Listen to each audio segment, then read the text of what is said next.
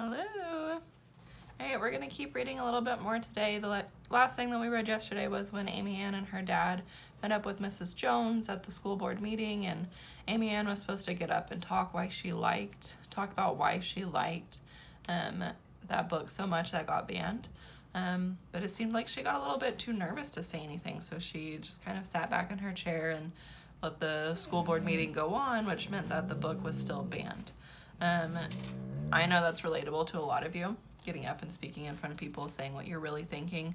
Definitely relatable to me. When I was little, I hated getting up and speaking in front of people, so I would speak really quietly, and they'd be like, "What? I can't hear you," and I'd have to say it again like 1,000 times. So, very relatable.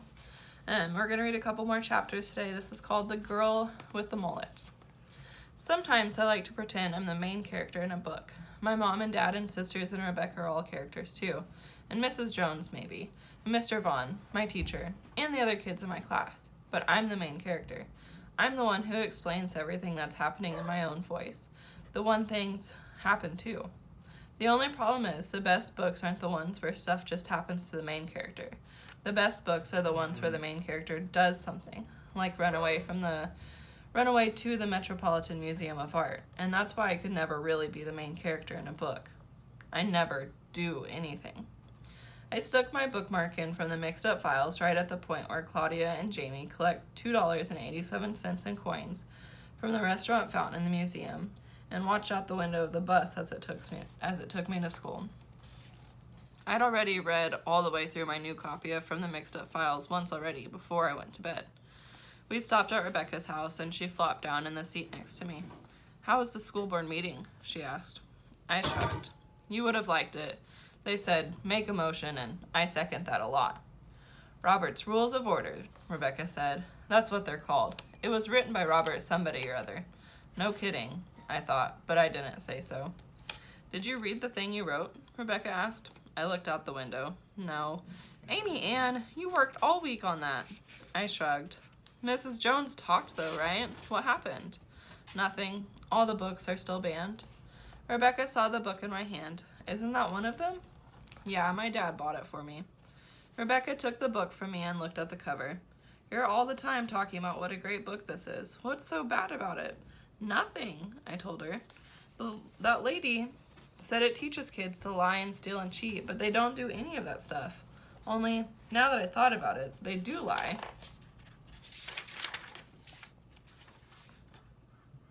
They do lie about running away to the museum. And Jamie does cheat at cards. And I guess you could call it stealing when they take coins from the fountain. "Well, they kind of do, I guess," I said. Rebecca's eyes lit up. "Cool. Can I read it?" I was surprised. All the times I talked about From the Mixed Up Files, Rebecca had never once been interested in reading it, until now. "Okay," I said. I pulled my bookmark out and gave it to her. "Only, don't lose it." Rebecca looked pleased with herself. She started flipping through it to look at the pictures. I grabbed the book and closed it. "Don't look ahead, you'll spoil it." Danny Purcell leaned over the back of our seat. "Hey, are you guys talking about the books Trey's mom got banned?" Rebecca blushed the way ladies do around my dad. She liked Danny, only she never said so. But sometimes when I was talking to her in class and I realized she wasn't listening, it was always because she was watching Danny. I didn't get it. Danny was nice and he was good at sports and gym class, but all he really seemed to care about was his hair. He had a big football helmet of hair that he wore down to his eyes like the frosting on a cupcake, and he was all the time combing it down with his fingers to make sure it was swirling the right way. "I saw the list in the newspaper," Danny said. "You read the newspaper?" I thought, but I didn't say it. "I read that list," Danny said, and I realized, I know one of those books, like not from class. It took me a while, but then I remembered why. We own one of them. It's on this bookshelf in my house. It's been there like forever. I perked up. "Which one?" Danny threw his head back to flick his hair into place. "Something about waiting for a girl? I don't remember. But the cover has this girl with a mullet talking to a ghost." "What's a mullet?" I asked. It's when your hair is short in the front on the sides. It's when your hair is short in the front and the sides, but long in the back," Danny explained, the hair expert. "Girls don't wear mullets," Rebecca said. "Well, this one does." I tried to remember the other books on the list. Is it Wait Till Helen Comes? That's it. Mom said it was like her favorite book when she was a kid. Man, I hope she never had a mullet. That is not a good look.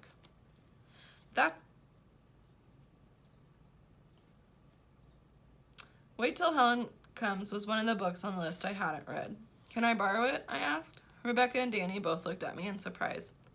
Sure, yeah, Danny said. I'll bring it tomorrow. Rebecca looked lasers at me, like I was interested in Danny too. I just want to read the book, I told her. I want to read it too, she told Danny. I squinted at her. Did she really want to read it, or was she just saying that because of Danny? Danny shrugged. Okay, sure, I'll bring it tomorrow. You can read it after me, I told Rebecca. You've got From the Mixed Up Files of Mrs. Basil E. Frankweiler to read first. Why do you guys care so much? Danny asked. Are these books really good or something? They have to be, Rebecca told him. Why else do you think they banned them? It took a few seconds, but the truth of that finally got through Danny's thick helmet of hair. He nodded. Yeah, I bet they're full of good stuff. Like all those channels my parents block on the TV. You can borrow this one when I'm finished with it, Rebecca said, waving From the Mixed Up Files under his nose. Now it was my turn to shoot lasers from my eyes. Who said she could loan my books out to other people? All right, cool, Danny said, and he sat back in his seat. I lifted my hands at Rebecca as if to say, what gives? But she just blushed again. Whatever. At least now I could be sure she would actually read it. The bus pulled up to the school and I hauled my backpack into the aisle. That's when I saw who'd been sitting in the seat in front of us. Trey. He must have gotten on while I wasn't watching. How long had he been sitting there? Had he heard us talking about his mom and the banned books? Had he heard me loaning mine out and asking to borrow Danny's? Trey flipped a sketch pad closed, put it in his backpack, and slid it out past me. He gave me a quick look as he went by, but didn't say a word. What was that supposed to mean? That he had heard us? Was he going to rat us out to his mom? Danny nudged me along, and I followed Trey off the bus. I was being stupid. So what if we were reading the books Trey's mom had banned from the library? They weren't library books, they were our books. And nobody but my parents could tell me what books I could and couldn't read. Mrs. Jones had said so, which gave me an idea. What do you think the idea is? I mean, obviously I'm going to read the next chapter, but if you had to stop and we were talking right now, what do you think the next big idea is? What do you think Amy Ann came up with? This book's getting interesting. The big idea. Like the main character in a book, I was finally going to do something. She's going to do something? I was going to read every book Mrs. Spencer and her friends had banned from the school library. I found the list in the newspaper in the library, just like Danny said. Are You There, God? It's Me, Margaret, by Judy Blume. Scary Stories to Tell in the Dark, by Alvin Schwartz. Matilda, by Roald Dahl. Harriet the Spy, by Louise Fitzhugh. Wait Till Helen Comes, by Mary Downing Hahn. It's Perfectly Normal, by Robbie H. Harris. From the Mixed Up Files of Mrs. Basil E. Frankweiler, by E.L. Konigsberg. All the Junie B. Jones books by Barbara Park. All the Captain Underpants books by Dave Pilkey. The Egypt Game by Zilpha Keatley Snyder. All the Goosebumps books by R.L. Stine. Can you believe that? Junie B. Jones? Captain Underpants? Goosebumps? Banned from the library? Those are some of, like, your favorite books that you love to read. I can't even believe it. I was reading Junie B. Jones when I was in, like, 3rd grade. And they're banning it from the school. Crazy. It wasn't exactly 11 books like Mrs. Spencer had said. It was way more than 11 books when you counted all the gajillion Goosebumps books and the big shelf of Captain Underpants and Junie B. Jones books. I had already read 5 of the books on the list, if you count reading a couple of Goosebumps and a couple of Junie B. Jones books. The others I'd read were Matilda, awesome, Harriet the Spy, awesome, and From the Mixed Up Files, super awesome, of course. I'd never heard of It's Perfectly Normal or The Egypt Game, but The Egypt Game sounded especially good.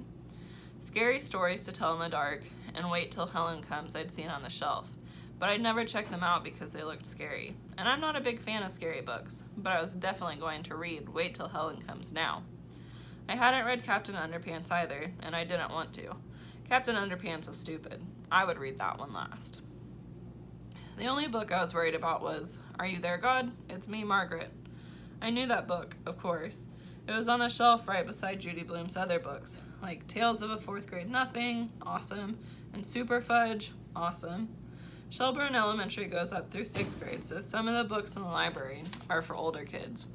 Are You There, God had a cover that had 6th grade to me.